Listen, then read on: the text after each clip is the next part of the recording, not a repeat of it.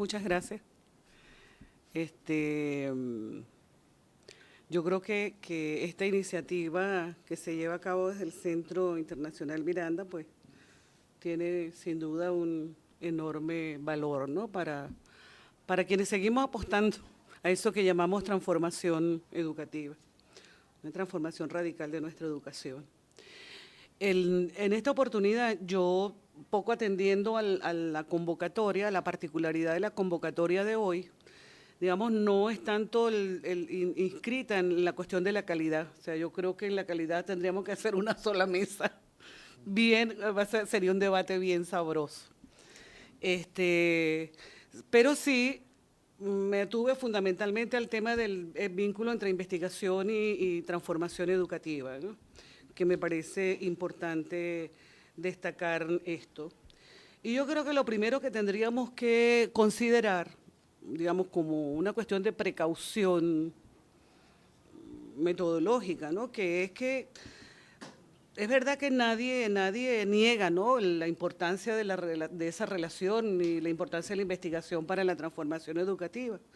Pero a mi juicio no solemos plantearnos qué tipo de investigación es la que puede cumplir ese papel, y menos nos planteamos que para ello es preciso que la investigación ponga en juego otros modos de pensar, de decir, de hacer y de sentir.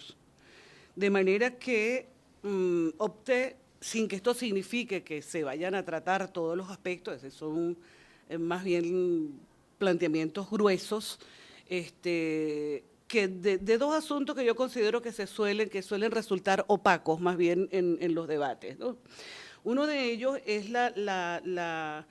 cuando nos planteamos el tema de la investigación y su relación con la educación, es la impostergable tarea de cambiar el modo de pensar. Y creo que aquí el punto de partida, como todos ustedes lo saben, tiene que ver con los problemas que nos sitúan o que derivan de lo que se ha llamado la crisis de los modelos epistemológicos que hemos heredado. Los análisis, todos los análisis que han venido dando cuenta de ello, muestran la inviabilidad de un modelo de pensamiento que hunde sus raíces en el siglo XVIII y que hoy sencillamente resulta incapaz para afrontar la complejidad de los problemas que nos interpelan este tiempo que vivimos. Junto a ello, o a eso se articula también el hecho de que la crisis de la educación, lo que también llamamos crisis de la educación, se sitúa también en un tiempo en el que se resignifican los referentes sociales, culturales, políticos, éticos, y también en el que se volatiliza la posibilidad de prescribir las prácticas sociales desde marcos de referencia únicos y unívocos. Creo que esta es una cuestión que tendríamos que tener presente, digamos, al momento de tratar con propuestas concretas, con lo que se llama programas concretos, etcétera, pero son unos marcos de referencia importantes. Rigoberto Urán solía decir que en su trabajo sobre la universidad, en distintos textos sobre la universidad, decía que sin reforma del pensamiento no hay reforma universitaria. Y yo creo que se trata de una sentencia que podemos ampliar, diciendo que sin reforma del pensamiento no hay reforma educativa. Pues allí se juega el proceso mismo de refundar la idea misma de educación y por ende de refundar la idea misma de investigación. Creo que en este sentido habría que pensar y plantearse que al menos digamos, la voluntad y la acción relacionada con las posibilidades de desplegar procesos de transformación educativa, si no están sustentadas en nuevas claves epistemológicas que propicien esos nuevos modos de pensar, de decir, de hacer y de sentir, estarían condenadas a dejar las cosas como están. Yo creo que hacemos mucho ruido, pero seguiremos de alguna manera dejando las cosas como están, al menos desde esta perspectiva, no desde otras. Yo creo que habría que hacer en este sentido, hacer explícita esa dimensión epistemológica del proceso de transformación, tanto de la educación como de la investigación. Y desde allí habría que pensar en este sentido. Al hacer explícita esta dimensión, buscamos dar densidad a las estrategias y a los programas de transformación en cada espacio en particular. Cuando estamos hablando de esto, de transformar los modos de pensar, de decir, de hacer y sentir, no estamos refiriéndonos solamente a la educación universitaria. Eso es un proceso que debe, bueno, iniciarse desde los muchachitos. O sea, nosotros sabemos cómo, tenemos la experiencia con nuestros hijos, con nuestros nietos, etcétera. El niño que se le sale el color que está pintando y hay la corrección permanente para que dentro de la línea coloque el color. El muchachito que hace muchas preguntas, pues lo califican como fastidioso.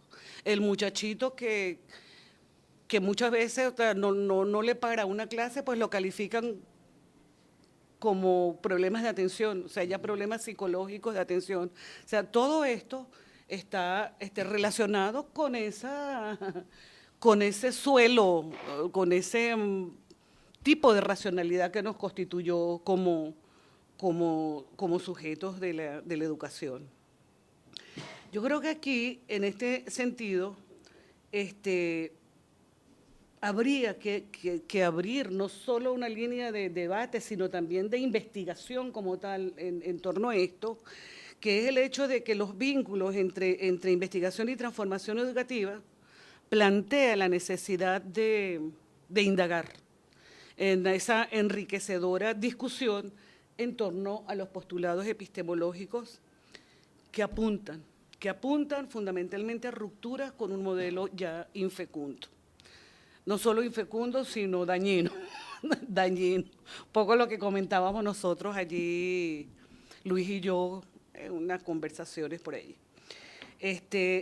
Creo que en este sentido, estos postulados vienen configurándose en lo que yo llamaría la confluencia de perspectivas diversas, pero que al mismo tiempo van trazando esos postulados, vamos a llamarlo esos criterios que orientan o que orientarían la propia creación intelectual, pero también que orientarían los propios procesos de formación, al interior del proceso educativo. Pienso, por ejemplo, en las perspectivas postestructuralistas, es decir, que le dieron un mazazo bien duro al racionalismo, bien duro. Me refiero aquí, por ejemplo, a Foucault, Deleuze, al paradigma de la complejidad, en el caso de Morán, a los posmodernistas críticos. Aquí no es fácil tampoco, porque de alguna manera cuando dice posmodernismo uno está como encasillando, pero bueno, al fin y al cabo también no es tradición de colocarle un nombre, pero son incluso a veces pensadores inclasificables. O sea, cuando uno los trabaja esto dice, bueno, son prácticamente inclasificables. Pero lo que sí está claro es que hay unas rupturas radicales con aquello que se nos dijo que era la ciencia, que era la verdad, que era el sujeto, que era el progreso, que era la historia. Todo esto que se teje en nuestras propias prácticas cotidianas, pues, educativas, pero, o sea, que nos han constituido, pero incluso no somos muy conscientes de esto. Me refiero, por ejemplo, bueno, en el caso de posmodernistas críticos, si me permiten esa calificación, por ejemplo, nosotros tenemos grandes aportes aquí en Venezuela con Rigoberto Lanz.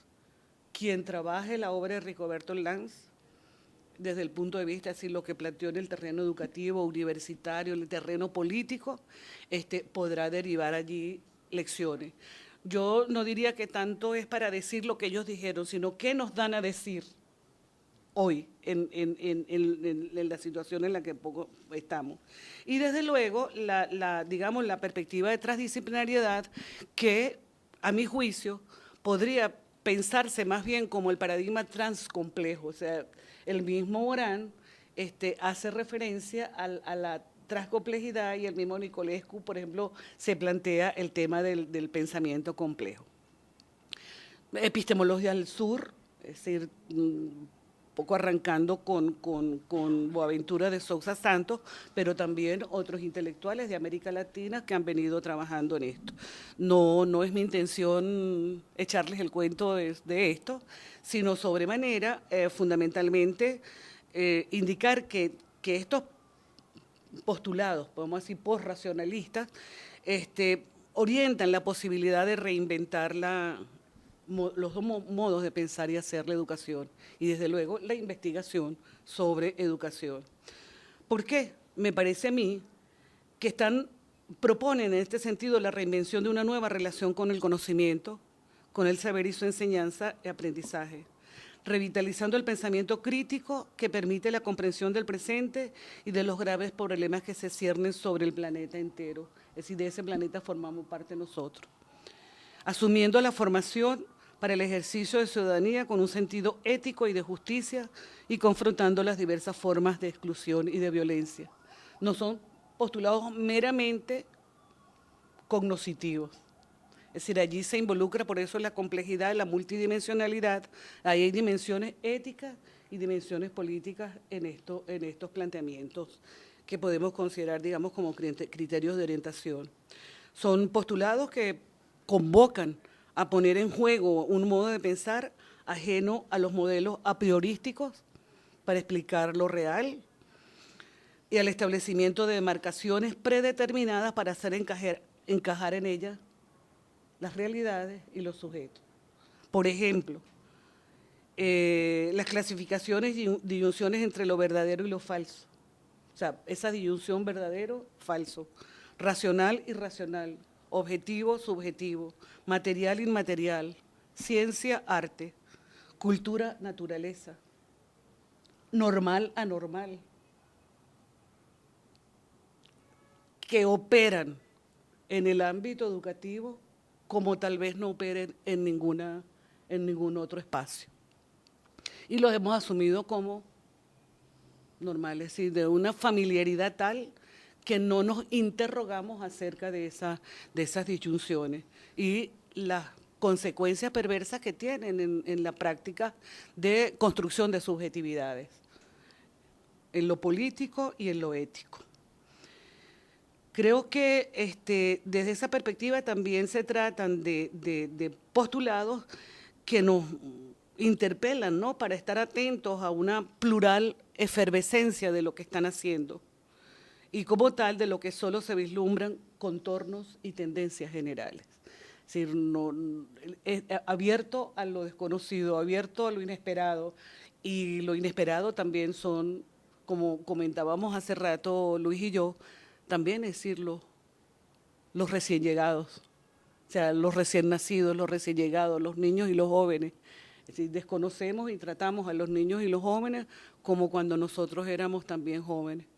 Y desconocemos cómo se constituyen también sus subjetividades, pero también lo que en ellos hay de milagroso, de sorpresa, entonces, si se está solamente con el modelo de planificación de todo, pues indudablemente la apertura a lo desconocido, la apertura a ese milagro, la apertura a lo que no está planteado, las mentes indudablemente se cierran a esto. En estos postulados, me parece a mí, yo por eso no es que les iba a dar una clase sobre cada una de estas perspectivas, no, más bien lo que yo he derivado del trabajo con estos pensadores, ¿no? Puntualizaría de esta manera lo que esto involucra. En primer lugar, otra manera de relacionarse con lo real, porque rompe con la idea de que nuestro conocimiento es representación, para destacar que es construcción, en la que intervienen dimensiones históricas, sociales, culturales, éticas y políticas. Esto valdría la pena retenerlo porque habría que preguntarse en qué momento y por qué, bajo qué condiciones fue desapareciendo, por ejemplo, el saber histórico en nuestra educación. Pero no solamente porque ocurrió aquí. Aquí se vino un mare magnum, sobre todo de las concepciones norteamericanas, que hacia los años 80 hizo que comenzaran a desaparecer todos los referentes que tenían que ver no solo con la historia, por ejemplo, la historia de las ideas pedagógicas desapareció. Historia de la educación desapareció de la mayoría, que no es lo mismo, pues. Desapareció de los pensas de estudio de los educadores. No es casual, eso no es casual. Eso se relacionó mucho con todo aquel modelo conductista que se planteó precisamente y que arraigó, que se consolidó en esa década.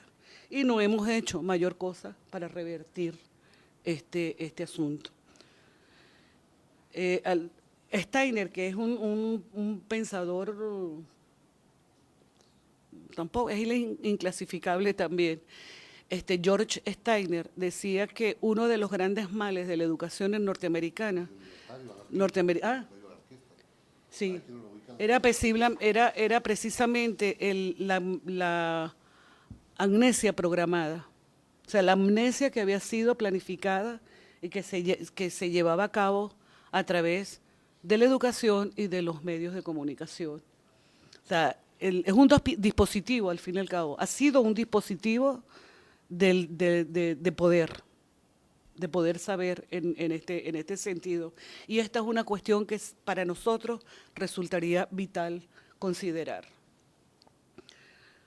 Implica además entonces un segundo elemento, que es otra manera de relacionarse con el conocimiento, no como dominio sobre el mundo natural y social y como dominio sobre los sujetos, sino como un ejercicio de responsabilidad implicada en la comprensión de los plurales reordenamientos sociales, culturales, políticos e intelectuales, sus lógicas y sus efectos.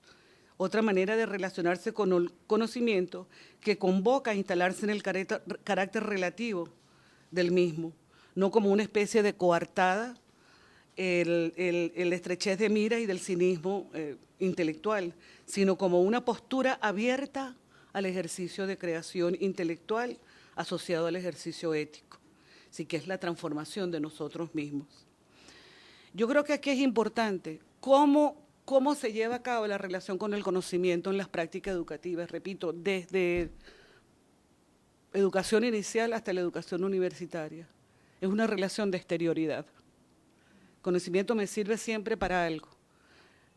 Una relación netamente exterior, para aprobar una asignatura, a los profesores para sus trabajos de ascenso, a los muchachos para obtener el título profesional, etc. Es una relación de exterioridad.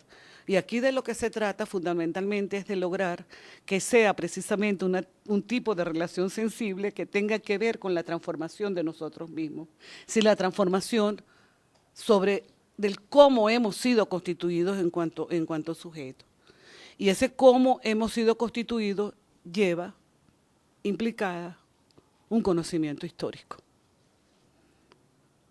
No cualquier historia. En este sentido, más bien en la vía de los análisis de Michel Foucault. Es decir, el tema de las condiciones históricas que han hecho decir lo que se ha dicho, pensar lo que se ha pensado, y en el sentido de cómo desde ese pensar y desde ese decir hemos sido constituidos como sujetos. Objetos para el conocimiento, objetos para el poder y sujetos morales. Entonces, esa es un área que está, digamos, un asunto al que no solemos prestarle mucha atención. Y en tercer lugar, relacionado con esto, lo que nos hacen decir estos replanteamientos epistemológicos es la constitución de sujetos de conocimiento y de acción que se hacen y rehacen con el arte de la resistencia o fuga a las codificaciones. Yo voy a dejar esto hasta aquí. 3 minutos. Yo te voy a agradecer algo. Hay un segundo elemento. No sé si tú quieres, después recortas allí, pero de verdad, bueno, calculé mal esto, pero me gustaría no dejar de plantear, porque tiene que ver con lo otro, que es una segunda cuestión que yo diría que sigue muy ausente en nuestros debates y en nuestras prácticas y en nuestra manera de mirar la transformación educativa, que es el asumir la educación como una acción ético-política. También lo vemos como algo exterior que llega, pero no a las prácticas mismas, a la educación misma como una acción ético-política. Y esto tiene que ver con lo siguiente. Hannah Arendt decía, lo digo textualmente, la educación es el punto en que decidimos si amamos el mundo lo bastante como para asumir una responsabilidad por él y así salvarlo de la ruina, que de no ser por la renovación, de no ser por la llegada de los nuevos, los niños y los jóvenes, sería inevitable. También mediante la educación decidimos si amamos a nuestros hijos lo bastante como para no arrojarlos de nuestro mundo y librarlos a sus propios recursos, sin quitarles de las manos la oportunidad de emprender algo nuevo, algo que nosotros no imaginamos, lo bastante como para prepararlos con tiempo para la tarea de renovar un mundo en común. Yo creo que esto es lo que está en juego en lo que nosotros podemos plantearnos como transformación educativa en el proceso de transformaciones que vive nuestro país. Esto tiene que ver, y yo esto lo quiero resaltar, porque Arendt perteneció a esa generación de filósofos, como también fue Adorno, que vivieron, bueno, que fueron testigos de los horrores de la Segunda Guerra Mundial, del nazismo, etcétera. Y una cuestión que a ellos les preocupó fue precisamente el tema de educación. Decía, tenemos que educar para que esto no ocurra más. Yo creo que este llamado, esto nos interpela hoy, no para educar en valores a la manera que nos ha enseñado la racionalidad moral capitalista. Es decir, no el conjunto de códigos, ¿verdad? Debes actuar así, debes actuar de esta manera. Al muchacho no se le dice, hazlo conmigo, vamos a hacerlo juntos, sino hazlo como yo. Entonces, en este sentido, una especie de moralización de las prácticas educativas que no ayuda mucho a llevar a cabo, a pensar y a llevar a cabo a la educación concebida como acción ética, que tiene que ver precisamente con lo que algunos autores han venido trabajando y desde mi perspectiva es de los replanteamientos más radicales en términos de la teoría pedagógica o en esa conjunción de filosofía y pedagogía, que es precisamente el plantearse la ética de la hospitalidad, la ética de la alteridad y de la responsabilidad. No la responsabilidad como deber ser, es hacerse responsable del otro. Entonces, por aquí circula uno de los aspectos que yo creo que es vitales para plantearnos en el proceso, en este debate y en el proceso mismo de reconfiguración de nuestra educación, este asunto. Es decir, la ética de la responsabilidad y de la hospitalidad y la responsabilidad, que al fin y al cabo lo que está allí en juego es la ética de la alteridad. A esto se conjuga, a esto se vincula una dimensión en tanto acción ético-política, que es la tensión entre pasado y futuro.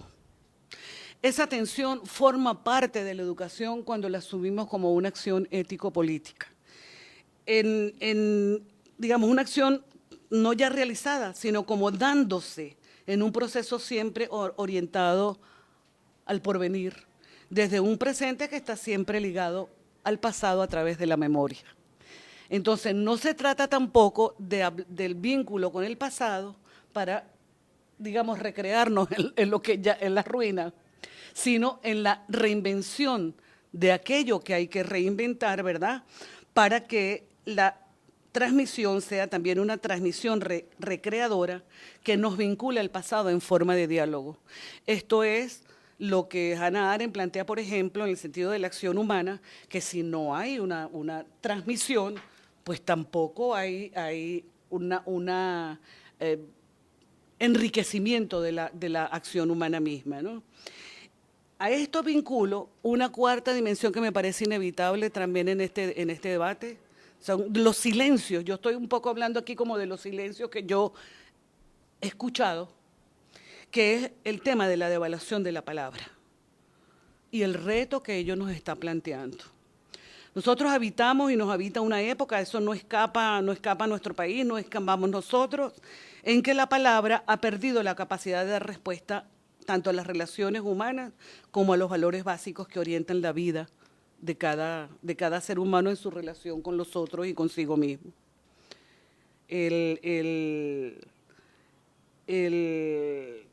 Steiner precisamente dice, ya no se articula, la palabra ya no se articula con todas las modalidades principales de la acción, el pensamiento y la sensibilidad, ni tiene que ver con todas ellas. El mundo de la palabra se ha encogido y esto está teniendo efectos fundamentales en los comportamientos, en nuestras relaciones con los otros y con nosotros mismos, ¿no? Esa clausura, por ejemplo, como dice también un filósofo español que se llama Emilio Lledó, dice que se trata de una terrible clausura de nuestro horizonte. Suponer que, por ejemplo, palabras como armonía, paz, libertad, justicia, bien y belleza no comiencen a funcionar, a reinventarse también en nuestros deseos, y que en nuestro tiempo han sido sustituidos por otras palabras más bien que han movido la historia, el poder, el egoísmo y la guerra. Sin embargo, estas palabras como justicia, como libertad, como democracia, también se han vaciado. De hecho, algunos de nosotros, de los que hemos visualizado, por ejemplo, con todas las guarimbas y estas cosas de los muchachos, resulta muy inquietante. A mí al menos me resultó muy inquietante la entrevista, cuando entrevistan a un chico que no tendría más de 17 años, que dicen, bueno, pide la muerte de Maduro, pues. O le dice que se va a morir como una rata o algo así. Y cuando le pregunta al periodista que si él cree que la muerte de Maduro va a solucionar el problema del país, el muchacho dice sí, porque además ahí vendrá la democracia. Fíjense, es que somos seres humanos hechos de palabras, que hacemos también palabras. Y si no prestamos atención a esto, señores, de verdad es muy poco lo que estamos haciendo. Yo creo que esa responsabilidad de la que hablábamos, esa responsabilidad de la cual la cara del mundo adulto es la cara del educador, también el educador debe, pareciera, plantearse también como un enamorado de las palabras. Entonces, esta es una dimensión que yo quería traer hoy. Yo creo que ahí, en esto se juega, en estos tres asuntos, se juega hoy el meollo de la educación en nuestro país y en el mundo. Yo creo que en este sentido nuestra educación aún está lejos de seguir esta perspectiva que apunta a la educación como un acontecimiento ético-político. Creo que en este sentido es allí donde arraiga la posibilidad de una educación liberadora a los que nos sigue invitando Paulo Freire. Nosotros oímos muchos eslogans y nos preguntamos poco. Entonces, creo que es verdad, lo de la educación liberadora vuelve a hacerse parte del imaginario colectivo, convocando a lo que se pone en juego la transformación educativa, pero no digo que sean estas las únicas dimensiones. Si allí no se ponen en juego estas dimensiones, en verdad no creo que estemos avanzando ni que avancemos en esa educación liberadora. Bueno, muchas gracias. Perfecto. Ahora, en la dinámica, se te formulan 3 preguntas. La idea es ver la posibilidad de responderlas en 5 minutos, asociadas al... Bueno, pero vamos a tener libertad, pero un poco es el marco. Por eso dije tratar de resolverla en 5 minutos. Que tiene que ver con que sepa que no es el tiempo de la exposición completa de 20 minutos. Derrida decía que ahora ya no hacía falta, ¿cómo se llama? Ya no hacía falta el tema del totalitarismo, digamos, con las armas. Ya bastaba con la lógica más mediática, donde es el minuto. O sea, el minuto te impide argumentar. Sí, está bien. Bueno, Marx decía que las ideas potentes se expresan en síntesis, ¿no? No, pero, pero la idea es potente y más, mira los tomos que escribió. Sí. Imagínate. Bueno, fíjate, tú abordaste en tu exposición el tema ético, y un tema bien importante en el marco de la transformación del sistema educativo.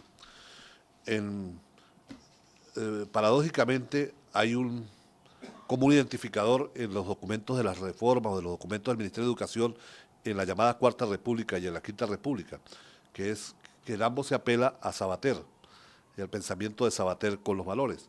Sabater igual sirve para las reformas o contrarreformas educativas en España, sirve también para las contrarreformas en muchas partes del mundo. Entonces, ¿qué ocurre? Es que los valores no son útiles. Entonces, sin embargo, el tema de los valores no es un tema neutro.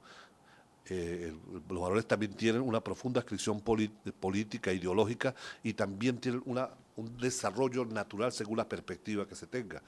Para las primeras sociedades, si algo le debemos tal vez a las sociedades judaicas, el tema de la tabla de los mandamientos. De alguna manera, esas normas eran una especie de valores sobre los cuales se construyó, pero tenía que ver con una iluminación.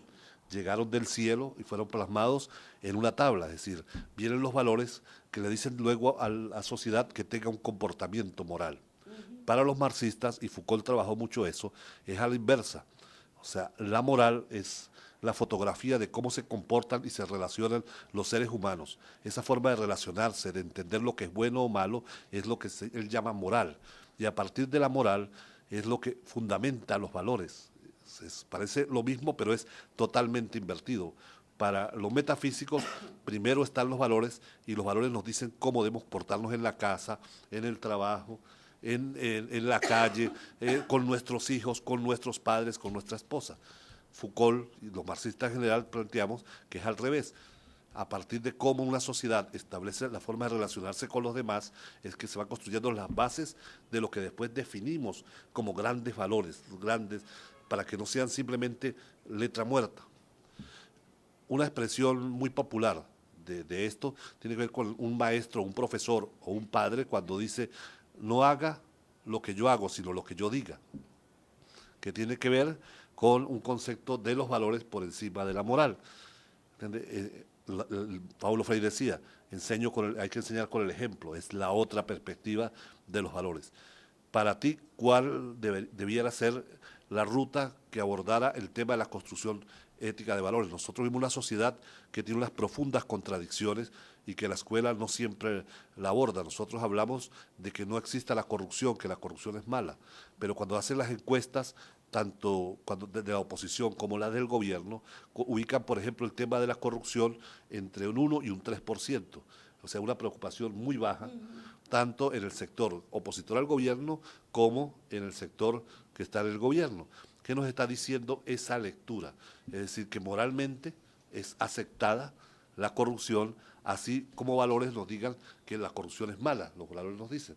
Entonces, pareciera que la reforma, la profundo cambio tiene que ver con reconfigurar esos valores, cómo hacer que la escuela construya los nuevos valores que sirvan de fundamento, una nueva moral que sirva de fundamento a nuevos valores para que el discurso ético no sea simplemente un discurso vacío. Sí, bueno, indudablemente estamos ante un asunto, digamos, complejo, especialmente por los ríos de tinta que han corrido por allí y en ríos de perspectivas y de enfoque. Yo creo que indudablemente lo que tú planteabas es, lo primero que hay que determinar es que no hay valores universales, tan simple como es. Hoy se vuelve incluso el tema al tapete del debate, que viene, bueno, sobre todo de los años 90, en todo el debate entre liberalismo y comunitarismo, por ejemplo. ¿ok? Los unos volviendo al tema del individuo como la fuente de los valores y el otro a los colectivos como la fuente de los valores. Ahora, yo creo que, al menos desde mi perspectiva, yo he leído bastante de estos asuntos desde el punto de vista de los planteamientos filosóficos. Indudablemente, al no ser universales, sirven para todo. Al ser universales, sí, pretenden servir para todo. Entonces, tú puedes explicar y darle valor a determinados comportamientos que son estrictamente capitalistas o a otros que sean lo contrario. O religiosos. O sea, bueno, digamos, hablando en este sentido de valores éticos, pues, menos desde la perspectiva religiosa, o valores ético-políticos, preferiría yo en este sentido. Yo creo que el abordaje, al menos el que a mí me satisface más, es precisamente el de Foucault. Incluso Foucault va más allá de incluso el marxismo crítico, ya no hablamos del marxismo dogmático. O sea, el mismo Marx hablaba precisamente de los valores como expresiones de la ideología dominante. Foucault se replantea este asunto y dice, no, ya va. Nosotros podemos encontrar, o sea, en toda sociedad hay determinados códigos, normas, etcétera, lo que llamamos morales, y toda la conjunción de aquellos valores desde los cuales se establece, desde la cual un comportamiento o una conducta buena o mala. Hay unas morales, conjunto de normas, vamos a llamar así. Sin embargo, las morales, socialmente, se orientan unas al código, que es al deber ser, que es, vamos a llamar la ética kantiana, a la que se suma Sabater, por ejemplo, pero también están orientados a la ética, que es sobre todo la ética entendida como ejercicio de una libertad que es entendida no como la libertad liberal, sino que es esa libertad de hacerse a uno mismo como obra de arte, en la relación con los otros y en la relación con uno mismo. ¿Por qué me parece a mí que esta es una perspectiva que nos abre otro tipo de líneas de trabajo y de acción? Porque resulta que nosotros estamos muy acostumbrados a pensar como un paquete de valores, y como si ese paquete de valores se lo fuésemos a dejar a cada sujeto. Y resulta que hablamos, tú le decías, de la tolerancia como un valor, y lo que más vivimos es la intolerancia. Hablamos de eso, de la justicia, y lo que más vivimos es la injusticia. Entonces, ¿qué es lo que plantea aquí Foucault? En esa moral orientada a la ética, es donde se plantea precisamente un modo de subjetivación, es decir, de relación consigo mismo, donde se plantea la posibilidad de hacer resistencia a los códigos que se intentan imponer así desde fuera, y que, bueno, que se imponen mal o bien, terminan imponiéndose, porque cuando yo juzgo a otro, lo juzgo desde esos códigos. Y no lo estoy juzgando desde esa relación con uno mismo. No es que esa relación con uno mismo se escape de los juegos de poder y de saber, pero sí permite decir, bueno, en este sentido, la pregunta, ¿cómo he sido constituido? ¿Cómo hemos sido constituidos? Si hablamos de colectivos, y en este sentido, buscar estrategias de resistencia o de fuga. Y allí me parece que está el meollo de una posibilidad de replantear la cuestión del vínculo entre valores y educación, pero visto fundamentalmente desde esa perspectiva de la ética. Y creo que allí es vital, sobre todo, planteárselo como ejercicio, como experiencia, no tanto como el discurso, sino como experiencia, esas experiencias de hacerse uno mismo de otra manera. Esa experiencia que puede llevar, por ejemplo, al niño a hacerse preguntas respecto a sí mismo con la lectura de un cuento, con ver una película, es decir, de plurales maneras. Pero en todo caso, eso nos lleva a replantearnos incluso, yo con todo este juego, este tema del país lo lleva a uno a sacudirse también y a sacudir determinadas cosas. Por ejemplo, si nosotros decimos, bueno, oposición, digamos, los opositores y los chavistas, ¿quién dice no a la tolerancia? Todos hablan de tolerancia. Y si la gente se creyera eso, no estuvieran matando a otra gente.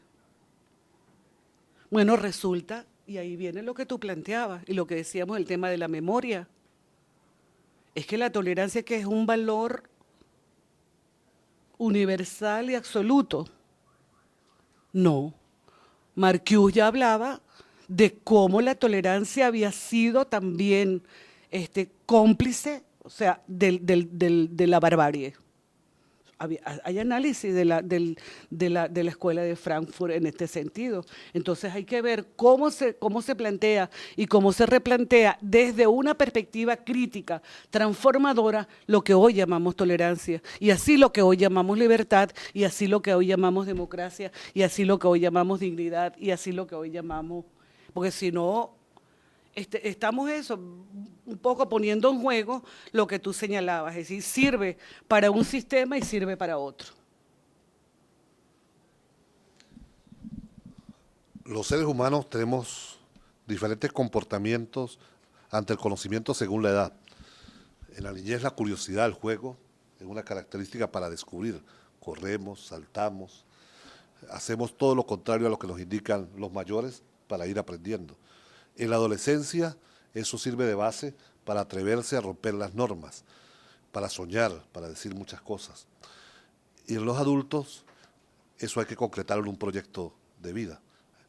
En los pensamientos también, el pensamiento complejo también ha pasado por etapa de niñez, de búsqueda, de ruptura, de todo.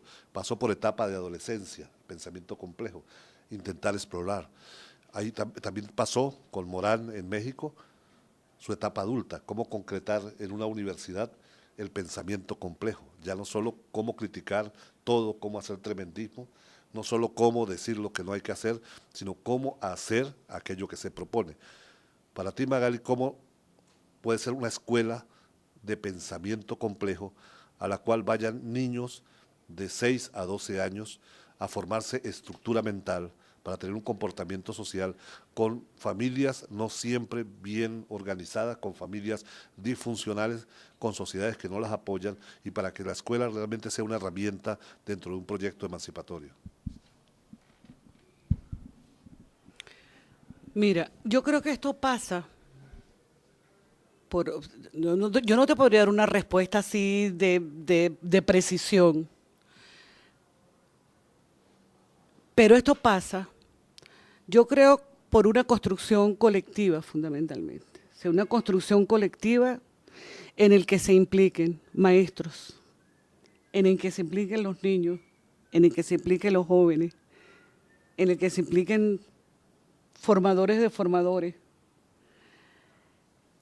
Tal como estamos ahorita, si tú me dices de una escuela, una universidad donde se plantee estas cosas, yo diría, no lo hay. Yo he hecho preguntas así curiosas, a ver por dónde se está tratando de hacer alguna experiencia de formación que tenga que ver con estos niveles y no se están haciendo ni siquiera a nivel universitario. Entonces, yo diría que ahí se pone en juego entonces ese trabajo colectivo, pero jugando sobre todo con la experiencia como experiencias de formación. O sea, no hay una receta, no hay una receta. Indudablemente, yo creo que estarían en más disposición los niños de jugar a ese juego del azar, de la búsqueda, de la curiosidad, que los adultos. A los adultos nos cuesta mucho más. O sea, significa, mira, romper las cartas con las que hemos jugado. Y entonces ahí está la gran paradoja. porque indudablemente uno dice, bueno, ajá, necesitamos formadores, ¿verdad? Es inevitable, ¿no? Pero habrá que ser los formadores también tal vez, que lo nuevo, que eso que Ana llama la natalidad, no se vea solamente como una cuestión biológica, ella no lo ve así, sino como esa experiencia de la que también somos capaces nosotros mismos cuando algo nos viene, un acontecimiento y nos sacude totalmente y dice, bueno, esto no era como yo lo había pensado. Y entonces habrá que empezar a realizar, son tipos de experiencias que tendrán que ver con sus propios escenarios, con las propias condiciones, en fin, pero no lo veo de otra manera. Pero sí hay que activar indudablemente, poner a pensar a la gente, y poner a pensar a la gente fundamentalmente a los educadores. Esto no va a venir de un ministerio. Esto viene desde las prácticas mismas, desde las experiencias mismas. Y en lo que se llama formación inicial y formación continua de los mismos educadores, esto tendría que ser, o sea, no hay una a priori, sino una experiencia y que esas mismas experiencias vayan dando que hacer. Nosotros ahorita estamos, desde el decanato, estamos configurando un colectivo de investigación, acción transformadora,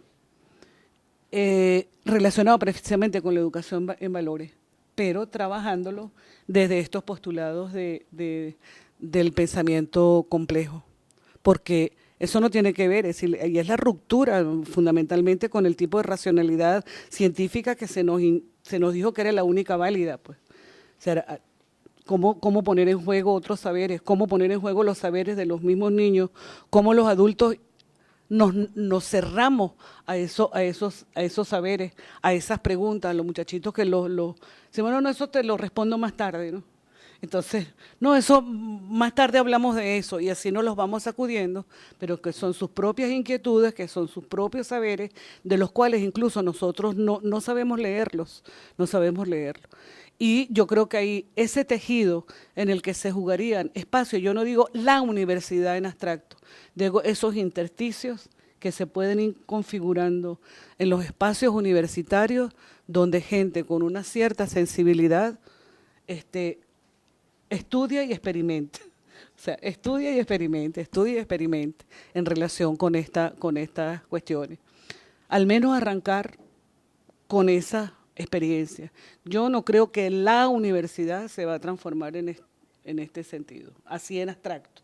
Creo que lo que hay es más bien que propiciar, generar condiciones para apoyar estos colectivos de investigación que trabajen, que incorporen también como investigadores a los propios profesores y a los propios muchachos. O sea, como parte de las propias comunidades de estudio, ¿no? Yo creo que hoy se investiga mucho y se estudia poco. Entonces uno diría más bien a estudiar y hacer experiencias con eso que estudiamos. Y estudiar digamos, en esa, son especies también de encuentros colectivos en este sentido. De manera que cómo hacer, te digo, lo ignoro, si es el cómo, en el sentido puntual, pero creo que por allí pasarían algunas condiciones.